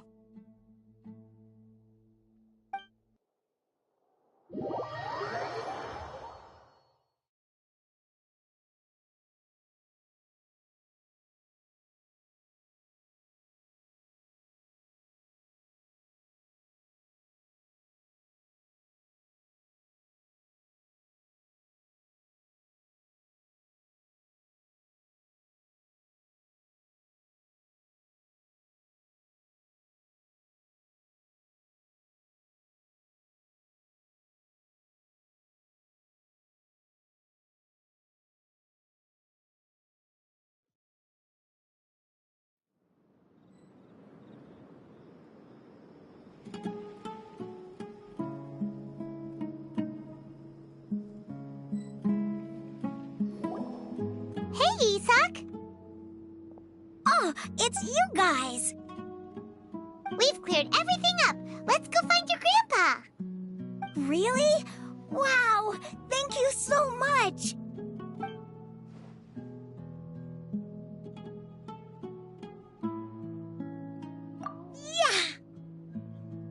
All right. Let's ask the local residents some questions first.